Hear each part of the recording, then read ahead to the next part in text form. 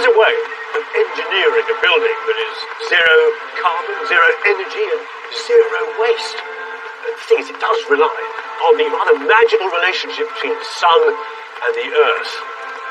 The big question is whether you would be prepared to invest your life savings in a building which is rather dependent on the British weather, which, as we know, is rather unpredictable these days. This is June.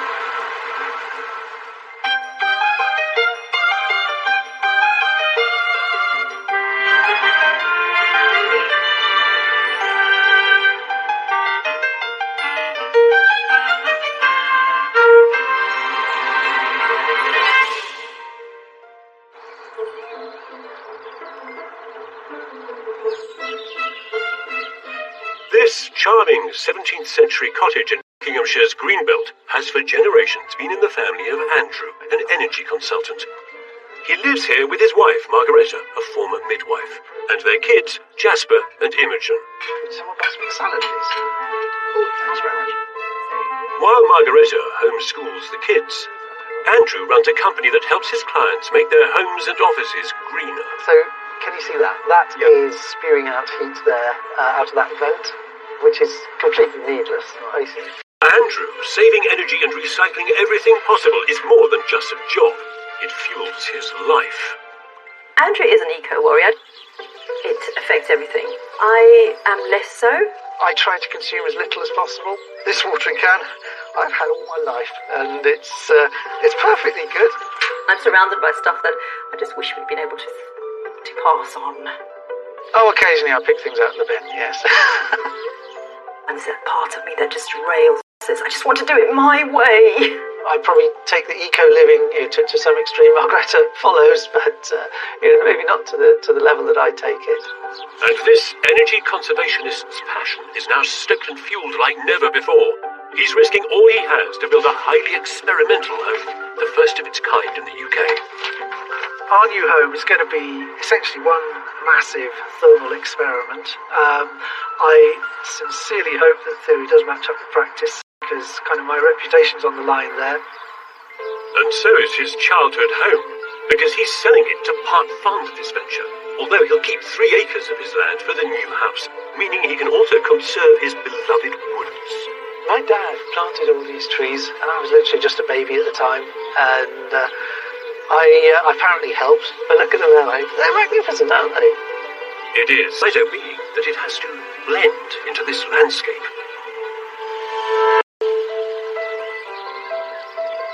You didn't have to pay for this site, did you? No. I mean, you inherited the house. Hugely blessed in that regard, yes. Yeah. What a beautiful place. It's not going to clearly be a Tiggy Winkle Beans cottage. It's not going to be that. It's going to be the complete opposite of the cottage. It's the antithesis of the cottage. No wobbly beams, no wonky walls. Yeah. So what are you building here? Essentially, it's a earth-sheltered house, but with a difference. It's a self-heating house. What we're doing is gathering the sunlight in through the big glazing, transferring that heat through an underfloor transfer mechanism into the earth banks. And these earth banks will store the heat from summertime to wintertime. Right, so you're sort of using the earth bank, really, as a battery? Yeah. I love that. People talk about, is the future lead acid? No, it's not. Is it lithium ion? Is it rare metal earth, batteries? No, it's just soil. It will take 2 years to heat up. 2 years we will have to wear fleeces inside. Yeah. Wow, so you won't know until 2 years after you built it whether it's truly performing. Well, we're going to put a lot of instrumentation out there in the soil to measure the performance. Yeah. Andrew's outlandish idea, realised with the help of an architect, begins a stone's throw from their cottage. Here they'll cut the turf and keep it to one side for a living roof and move some trees. Andrew will then dig a hole 19 by 19 metres, keeping the soil, and then pour a reinforced concrete slab straight onto the earth. For speed and cost, he'll use prefabricated concrete panels for the walls, for a central atrium, and for the roof. All this concrete will be damp-proofed, but not insulated. Instead, tons of earth placed around and over the building will get insulated, with sheets of polystyrene extending 5 metres out over the surrounding land to form a blanketed bubble of heat-retaining soil around the house. Andrew will then replant his rescued grass and make the home watertight. For Margareta, the beauty of the building perhaps takes precedent over its function. She wants a sleek interior with some new furniture. A contemporary home, not a science lab, thanks. And she wants it light, too. So at the building's core will sit an atrium, illuminating the earth-sheltered rooms with 16 windows. There'll be 2 bedrooms for the kids behind their parents' room. And at the back, where it's darker, cosier rooms like the den, study and guest bedroom. Outside, red cedar cladding makes a nod to the woodland setting. So how does it work? Well, the Earth functions as a storage battery. The house is the collector, sucking summer heat through its large windows into its walls and floors, and through an underfloor system of pipe it acts backwards. The heat needed will move from the Earth, through the concrete, and back into the house. It has to work, because there'll be no radiators here, and because Andrew's family happiness and his livelihood depend on it. There are reputational issues here. You've got to provide something for your family, Yes. but also demonstrate your customers in your business Yes. that you can do this, it's going to work. My neck is on the line, so yes. And how much is it all going to cost? We're allowing for 300,000. So that's quite an aggressively small amount of money. Yes. Yes. Indeed. Andrew's the optimist, aren't you? Yeah. Andrew the optimist has 200,000 in savings, and he'll borrow 100,000, repaying the debt after selling the cottage and splitting the equity with his sister. But Andrew the optimist needs to build his new home first. Despite his inexperience, he's put himself in charge. So are you project managing it? Yes, then? that's right. How long then to build this house, you reckon? I we'll be in by next Christmas. Okay, so that's 18 months Yeah, from now. yeah. I mean, you think sooner, but I think by next Yeah. Christmas would be good. Yeah, that sounds good to me. It should be a fairly simple build. I might be Quite eating raw. my words. So, when do you start on site? About 6 weeks from now. The start of most projects is signalled by the noise of builders and incoming heavy machinery. Here, it's just the family and this. Right, let's see if it starts. Hopefully it will. A turf cutter. Okay, here we go. Because their eco-sensitive plan involves rescuing 150 square metres of ancient grass that covers the project's footprint. It's taken up in strips and replanted in the woodland nearby. What we're doing now is giving it a new home for a few months, Andrew's intention is that it'll end up back on the roof of his new house. where we're hoping some of it will stay alive, but we'll see. He's also set his heart on preserving several shrubs and trees on the site. Industrial gardening. Things like this lilac that we're moving, that's at least 40 years old. I mean, I don't know if they'll take, but at least we're giving them a chance. Never too sure what the outcome's going to be. We're going to try, aren't we? Try with the turf, we'll try with the trees, try with the house, see if it works. Push them out. Yeah. All very well and hopeful, but experiments can be dangerous, even lethal. Right now, Andrew's structural engineer, his brother-in-law, has some concerns that Andrew's roof, due to be built from concrete panels, could cave in. The structure that we're designing has got to hold up in excess of 500 tons of earth over a living area. I don't think it's a good idea to go with the precast concrete panels. The connections between the panels is often a point of weakness, which could result in literally a collapse. So, is Andrew going to listen to his structural engineer? Well, yes, he is. Because the engineer determines whether or not a structure can be insurable. Whether it's in this case, the structural engineer is his brother-in-law. Which means that this project stops right now, dead in its tracks.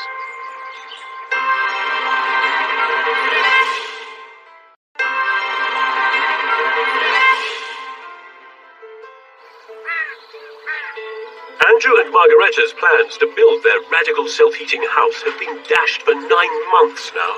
Andrew's lost his balance. He and his engineer have had to figure out a safer way to build. Because of the structural engineer's concerns, we've had to completely change the build system that we were going for, which blows out of the water what we were doing before. It is frustrating. You're poised to start and then you have to stop. But I would much rather stop, reconsider, get all plans sorted out before pressing the go button. His new plan is to pour the concrete on site and to make a rock-solid, seamless shell that has no weak joints.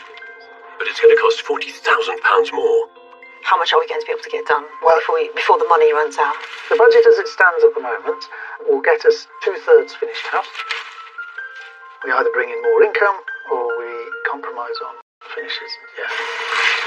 The finished beauty of the house is clearly important to Margareta. She's accelerated her plans to return to work. I've been retraining in a field of nursing that I can do slightly more independently. So I'm hopeful to be able to help support the family financially. There is quite a lot of pressure for me to get back and earning an income now. So without enough money, but a bag full of hope, Andrew and Margareta fully commit. And a year in, work begins in earnest to down the footprint of the house. We're actually doing it, my love. I'm a little nervous because there's obviously no going back now. We've wrecked a perfectly nice garden. And, you know, all you can do is take one step at a time. And this is a very big step. Andrew's house will be submerged, so 700 tons of soil need to be removed. And he needs to keep it all to one side because this earth is an essential part of his central heating.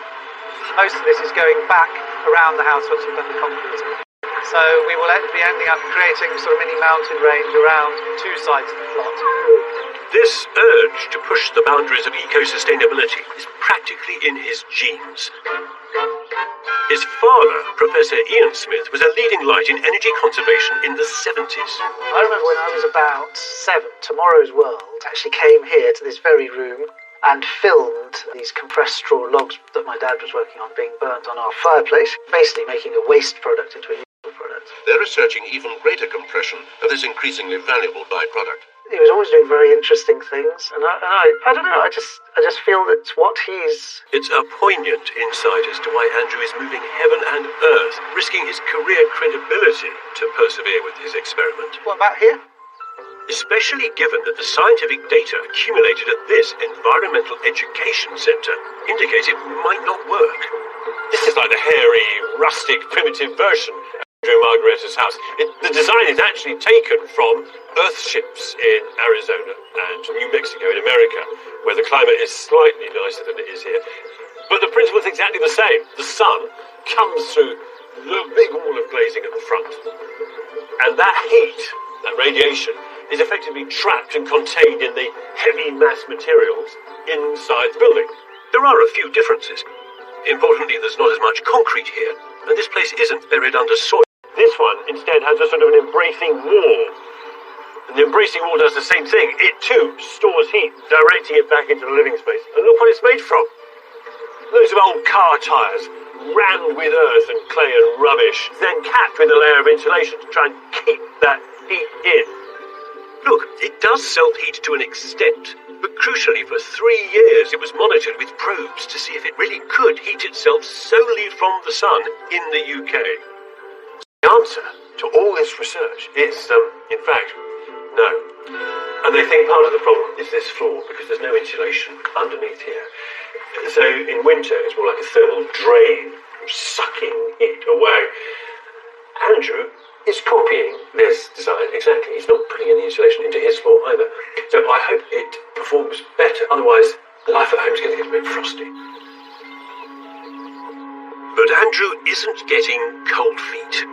In terms of will this work, I've run the maths many times. What we're doing is insulating the 5 metres beyond the edge of the building to trap that heat in and create this warm bubble. You obviously won't know till we do it, but I'm kind of putting my money where my mouth is in that regard. It certainly is. Into the first expensive part of the project, pouring the huge uninsulated slab. I'm very excited by this step. This has been the bit that makes it all seem real. Unsurprisingly, Andrew is using eco-concrete. But although it contains a byproduct of iron manufacturing, blast furnace slag, it's not cheaper. In fact, their shell will cost a whopping £150,000, half their entire budget. And our novice project manager, Andrew, is in charge. There's a lot of nerves because I've never poured concrete before. Fingers crossed. Andrew's responsible for the traffic flow of the 12 mixer trucks. Next one. Yeah, okay. He's anxious, questionably strong slab. He's also nervous about his budget. Better get to it. Okay, we'll try and do this as quickly as possible because we get charged waiting time. Wagon 8 of 12, and each one costs just over £700. Not only the foundations, but the concrete walls start to take shape. And Andrew still maintains a firm grasp on the money. I've got to keep a tight eye on the costs. No hanging around, and we're using everything most efficiently. Andrew being Andrew, he's not wasting a penny. Okay. We're actually using this as a fill in our curb on our driveway rather than buying concrete curb stones. It's a bit more economical. Every little cut. There we go. The walls go up without a hitch, though the roof will be tricky. So far, Andrew has excelled as project manager. I am very proud of Andrew. I was just really concerned that he was working outside of his skill set, and hats off to him. I'm humbled, really, by how he's done everything so well. But none of this matters if the science doesn't work and the concrete doesn't heat the earth around it. So Andrew's rigging it with temperature probes.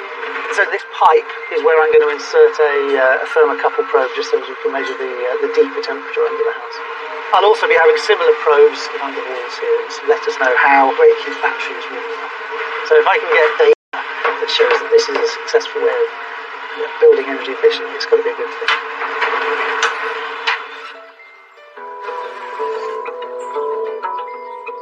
By late summer, 2 months later, they've made real progress.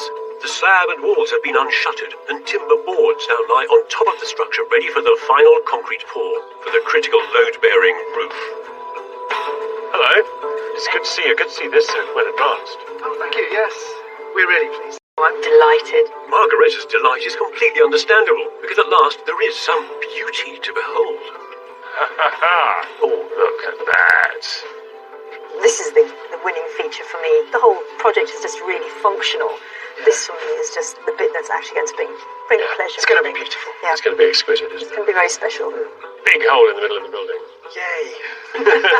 In terms of the heat loss of the building? Well, it's a compromise, isn't it? Yeah. Engineering? Yeah. Joy. But here, the engineering always comes first, and pouring a concrete roof on this angled wooden formwork will be some feat. It has to defy gravity. We need to get the mix dry enough so it doesn't slump, Yeah. but wet enough so it will go through the pump. I thought using the Earth's energy, the heat in the ground, would be the tricky thing with this project. But the perilous thing is that sloping concrete roof. Yeah.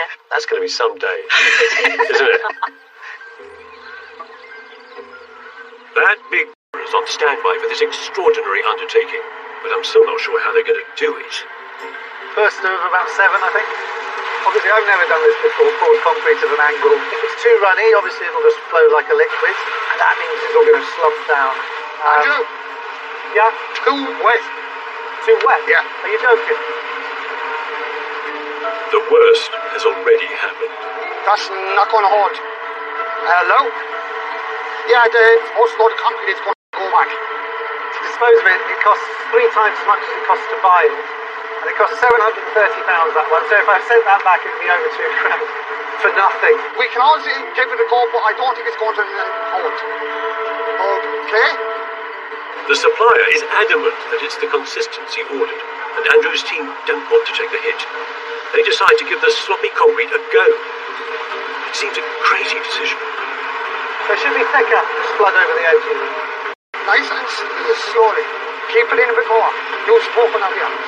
The foreman, Brian, throws all his men at the task in hand.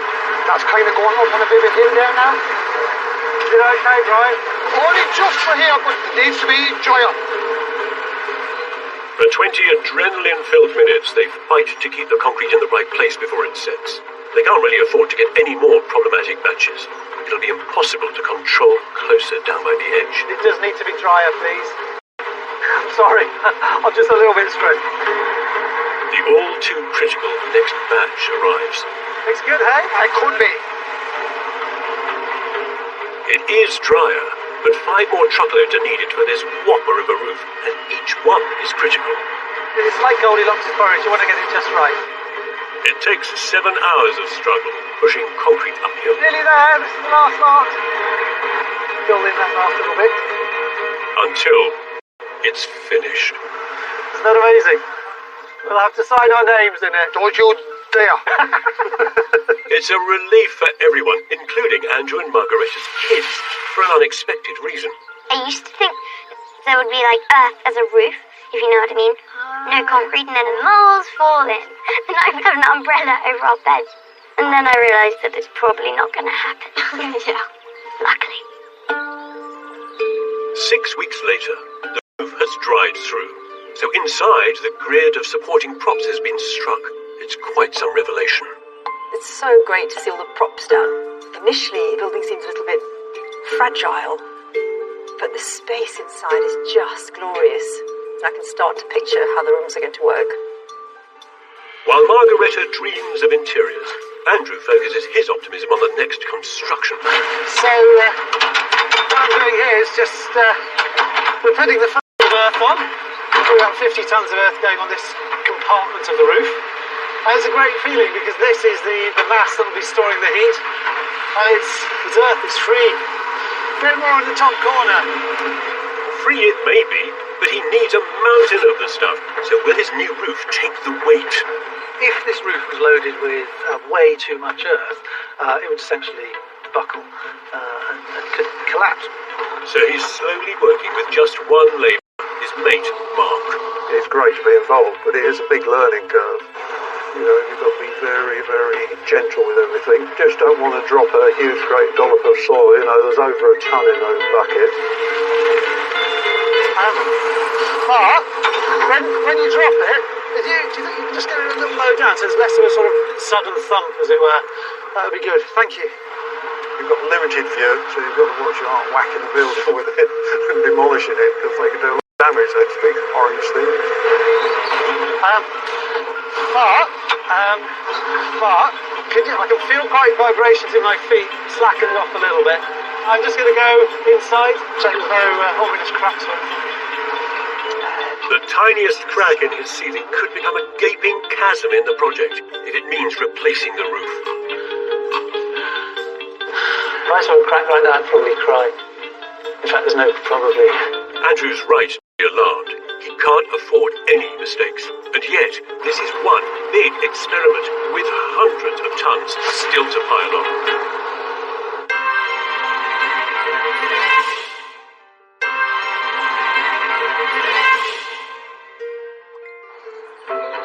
Andrew, the eco-warrior, has been building his experimental self-heating home for 18 months. His family ought to have moved in by now. What do you reckon? For the last week, he's been slowly burying his structure. Thankfully, there's still not a crack in sight. But Margaretta has buckled under their financial pressures. So the ex-midwife has set up a business specialising in medical skin treatments like anti-wrinkle fillers.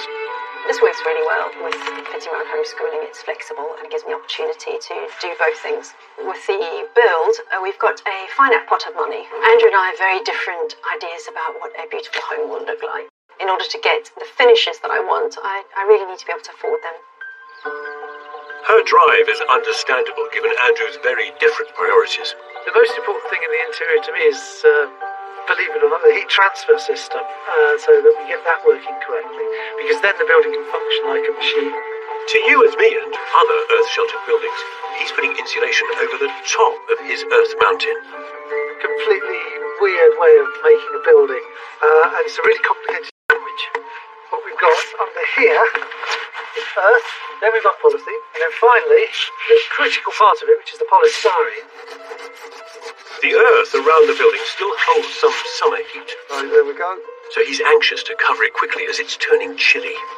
I've been on this pretty much 7 days a week, actually. The rush at the moment, just getting this, polythene and polystyrene on before winter properly bites, means we can lock in some of that heat. It's going to take 2 years for the house to accumulate enough heat to work fully.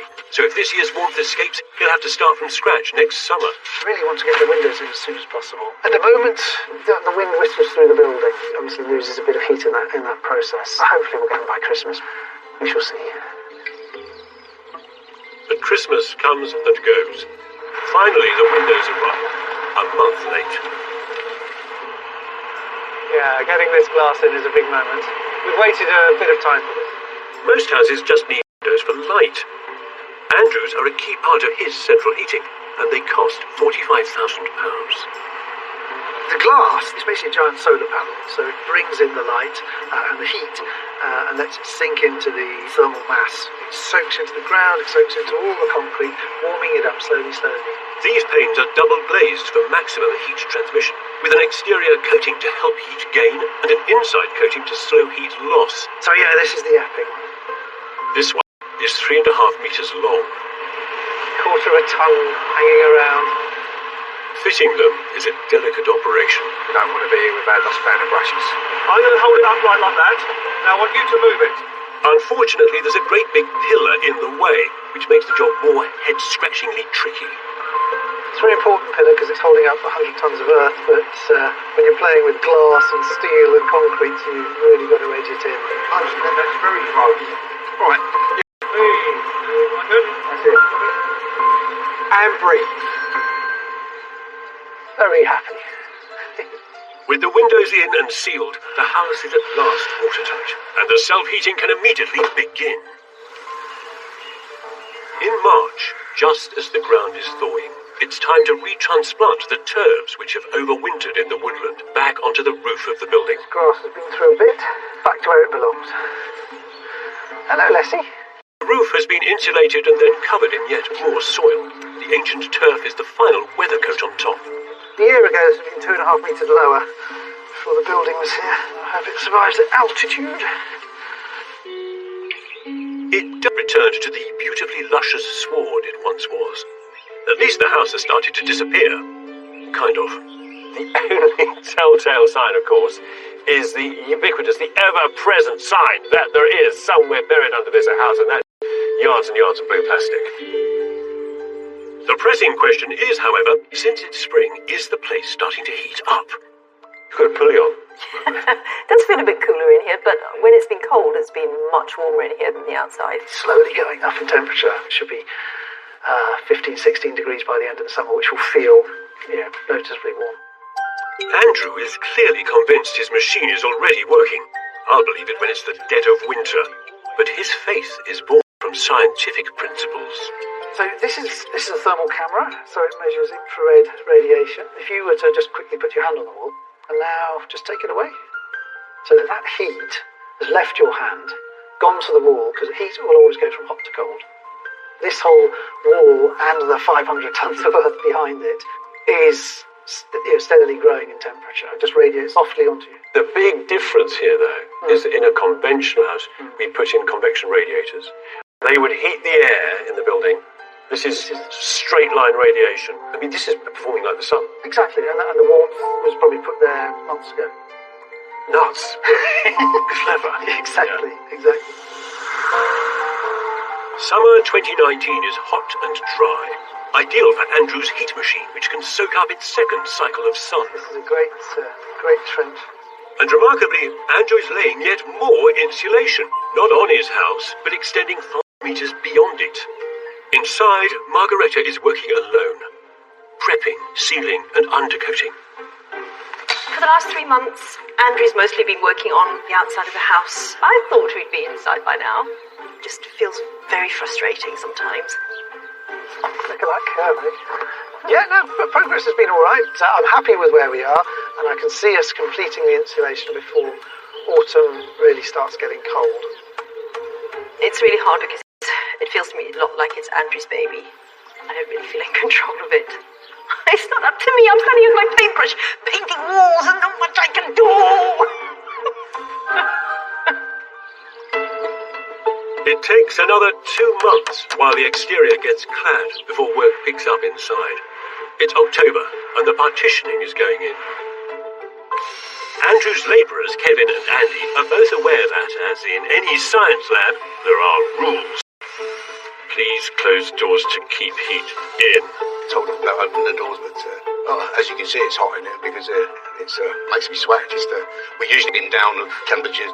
Andrew enthusiastically takes daily temperature readings from the probes he's inserted deep into the earth bubble around the house. I was just going to have 6 monitoring points, but as time's gone on, I've just wanted to measure in more and more places. I've got about 20 now. It's all good data. It just shows how well the building is performing, because I want to be able to confidently say that we have stored that heat. And I'd like to get that earth up to about 17 centigrade on average. Of course, only by living in the finished house will he prove his theory, if it ever gets completed.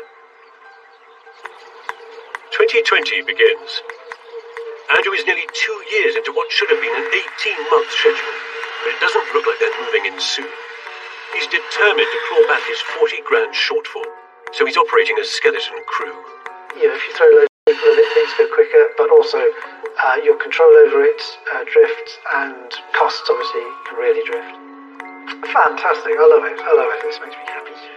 The Earth battery was only part of the experiment. Inside, there's a mile of underfloor pipes to go in that will transfer heat around the building. The pipes, they can gather heat from the sunny side of the building and dump it where the Earth is. Neither of us have done this before. It's the blind leading the blind, so we'll see how we go. Progress is quite slow. This kind of work that's happening in the house right now is the same that happened outside the house. Lots of pipes going in places. Just pipes, just meters and kilometres of pipes. And then, of course, it all gets buried. And Andy's very excited. He's marked out, he's got little drawings of where all the pipes go. And I'm going, Oh dear, how can these two visions be reconciled? That of the aesthetic homemaker versus the data-obsessed scientist. What are your plans? I mean, do you simply take the furniture out of here and move it into a freshly painted space? Or? No. Andrew's in a slight disagreement with me about that. Well, he would be, because he's an environmentalist, so he'll be interested in recycling what you have. Looking at that daddy, it's so funny. I am. None of this would work well in the new house. The new house is a blank slate and needs to be treated like that. That's what I'm hoping. Andrew and Margareta begin furnishing their clean slate by setting out to choose some lighting. Lighting's got to look great. But it's really important we're both on the same page. Luckily, I think we are. What do you reckon? That looks like a torch. What I want inside the house are certain pieces of lighting that are artistic.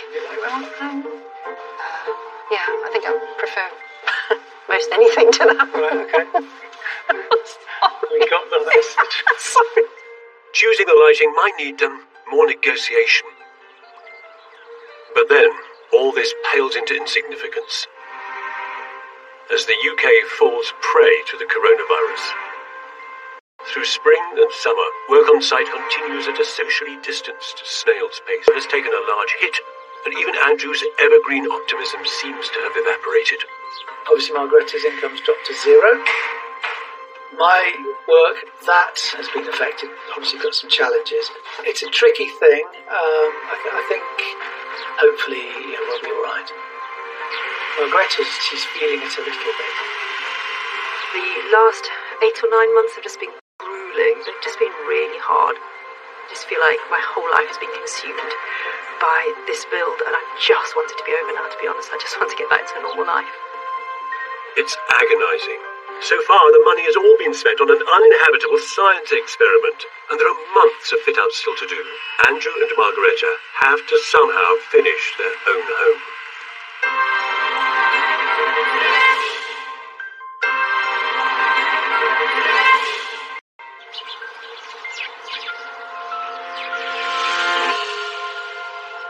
It's winter in Buckinghamshire. In the woodland that Andrew helped his father plant all those years ago, the air is cold and icy. Perfect conditions, in fact, to visit Andrew and Margareta's radical self-heating house. 3.5 years in the making. This project was never about aesthetics, was it? It was always an experiment. But I am pleasantly surprised. Well, this is really something else. That is sleeker than I ever could have imagined. All that sun-trapping glazing is dazzling, a mirror to a luscious landscape. The oiled cedar cladding, black frames and white stucco are like a throwback to Andrew's youth of the 1970s, as though this were a house his father had built. Although from some angles it looked like it magically cross-fertilized with the shaggy Celtic burial mound. Wow. Hiya! Hello. Morning. How are you? Well, thank you. You look as shiny and as glamorous as your house. No, Thank you. Well, you do. Sorry. Andrew looks like you're wearing a pullover that's almost as old as your watering can. That's a fair point. This is remarkable. Thank you. Thank you. Throughout, you were very, very focused on the performance of this. This is all about the engineering, the experiment, and Margareta, you felt you had to fight for the aesthetics. Yes. Yes. And I sort of see this vertical division there between the two of you, between those two agendas almost, I'm looking at this, I'd say so far the aesthetics are winning out, It looks like somebody's slid a glamorous villa into the side of a hill. It's been a journey to get there. We finally got to this point where we have a home. Yeah, I'd love to see it. Well, beauty has triumphed outside, finished so beautiful. It's warm. It's really warm in here. This submerged house is not only toasty, but light and airy. There's none of the claustrophobia I'd expect with a building shoved deep into the earth, because the ceilings slope up to 3.5 meters above our heads. But the biggest surprise for me has to be the shiny, fresh-out-of-the-box modern furnishings. This is all new. I'm really surprised, because I honestly fully expected the house to be furnished with stuff from the cottage. Yeah. That must have been so hard. Do you know, it's actually been quite nice, in a funny way. Has it been liberating? There has, to an extent, there has been an element of that. And you, Margaret, for the first time, you've been able to kind of put your proper, authentic imprint on somewhere, rather than inherit. That's been very nice, actually. It's been really quite refreshing. You know, on the outside, it looked kind of quite modernist. Standing here, it feels very Mediterranean. Right. The fact you've got this sort of corridors running around the middle, the central atrium, Yes. the clerestory windows, the white walls, even the limestone floor all suggest that you might be in Spain. And I have to say, it is warm as I put my hand nearer the ceiling. Do you know what? I can actually feel it. This is the opposite to the average house with radiators, which is a hot air house. This is a hot wall house. Exactly. And it is quite remarkable, actually. And when it eventually does get warm outside, there's Margaretta's atrium to enjoy the weather. It's very mystic and very special, isn't it? The space I was most looking forward to having, I think, in the house. It's a lovely enclosed space with those clerestory windows around the top. Really lovely idea. Amazing view through the glass and looking out to the landscape beyond. But here's a great tip. If you're going to build into a hill, put a big light well in the hill, because that's what the courtyard atrium is, bringing light and lightness into all the rooms around it. At the rear of this place are some smaller, warmer rooms, like the snug. Look what's crept in. Andrew hasn't forgotten his principles. Oh, the sofa, look. It's been recovered and reconditioned. It's been, in fact, brought back to life and deep crudded. What a marvellous bit of heirloom furniture. Next door is Imogen's cosy bedroom, tucked into the lower reaches of the angled roof and backing onto the heat-emitting walls. It opens directly onto the atrium and enjoys that bonus slice of light from the clerestory window above. As does Jesper's room, furnished with some of Andrew's recycled furniture. But not in here. The main bedroom is all brand new. Lovely view out over Scott's Pines, the distant landscape, evening sun, westerly facing. The ensuite next door is treated to the same vistas. And I must say, it's really rather glamorous in here. All luxurious Italian ceramics and chrome fit. And for Andrew, his own boudoir. Delight.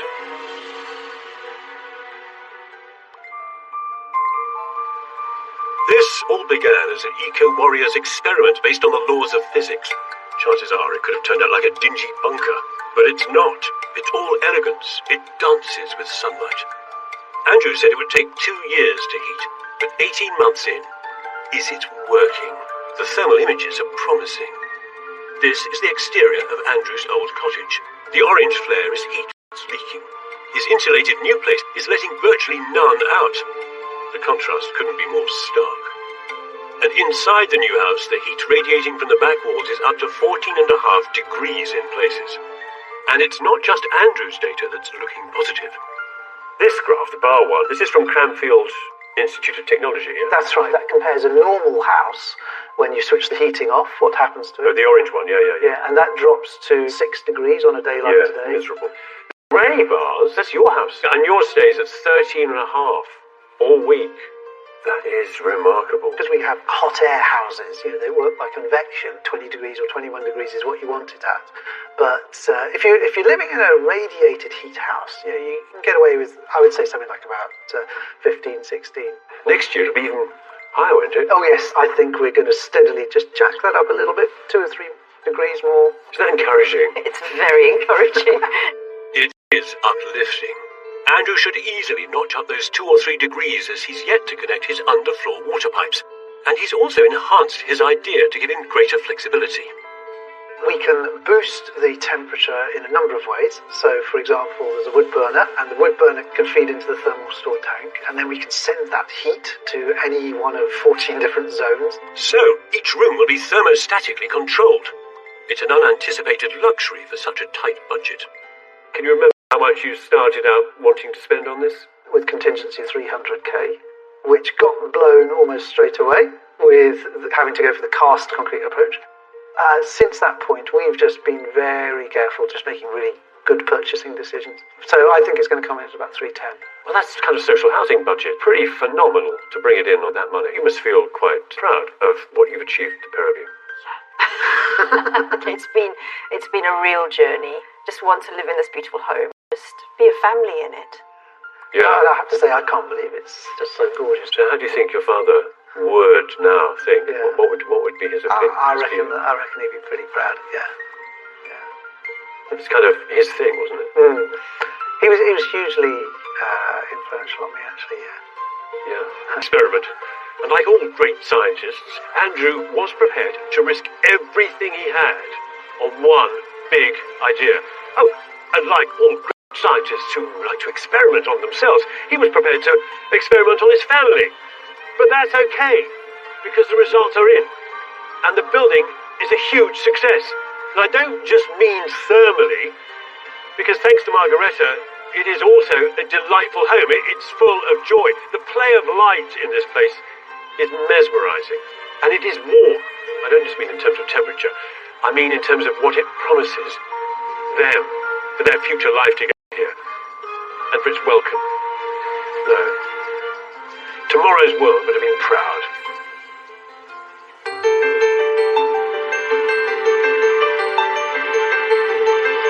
It's never going to be a mill again, so we're going to convert it into a beautiful home. Never designed to be lived in, and probably a building which is going to resist being lived in. Part of the floor did collapse. More damage than we would have liked. It can tip clients over the edge financially. How are we going to live out? Magic. Those two beams are cracked. It's actually significant to the structure. There isn't any money left.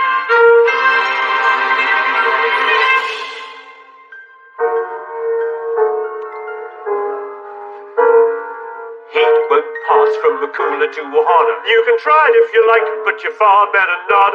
Heat is work, and work is heat, and heat is work. Heat will pass by conduction. Heat will pass by convection. Heat will pass by convection. Heat will pass by radiation. That's a physical law. 看直播吧，等会发。进阀了，进阀了，兄弟们，我拉你们，我拉你们。我进了。对面内讧了，兄弟们，对面内讧了，对面上单看不起他们4个，唯独哥新一代的唯独哥真的吵架了，4个人给他哄上单了，上单把他们卖毙了。真的假的？真的吗？真的，4个人给他哄上单了，怪下路打了架，就怪第一把黄海贤了，把他一针就是杀穿了。 就生气了，闭麦玩的。那不是我叶哥的问题啊！他们闭麦玩的，没说话了，已经回一起。叶哥，你这不是个人了。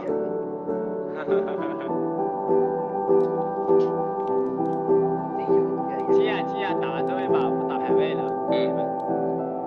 等下兄弟们。进阀了！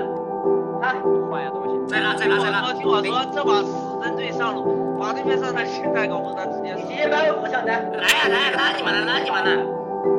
他们队伍对上单挺好的，那个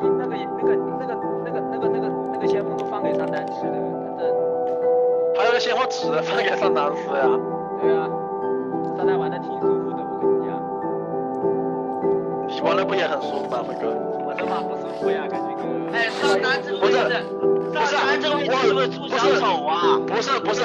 我这把一个红都没有吃，我打了30多分钟，我从一个红都没有吃，你不舒服，我才不舒服呀！我上路1级就半关血了，你上路1级半关，我上路1级，我从1级开始扫3组野，你不舒服。对啊，所以我们这把都不舒服呀，这把我炸的你也炸的呀。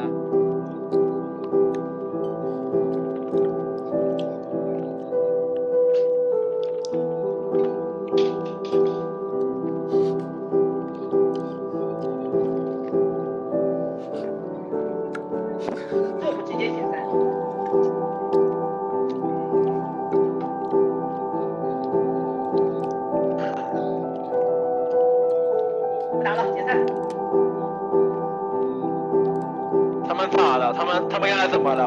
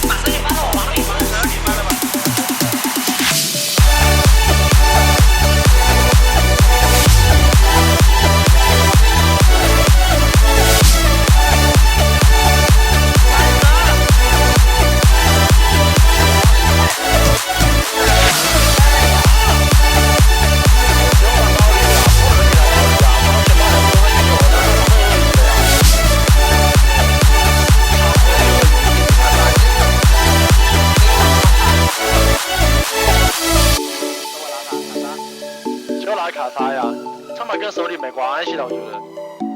我觉得跟手里有关系。我觉得就是一级的问题。他妈跟手里不是给他凶了几个大人头啊？他拿那么多龙魂，我们说他多少个大人头啊？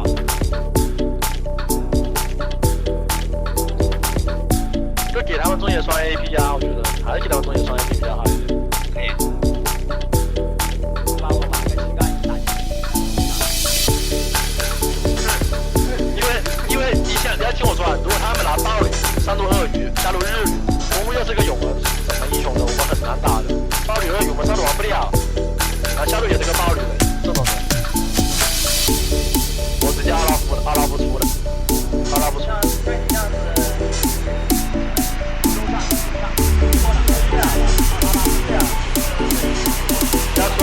不要出了，出中野的。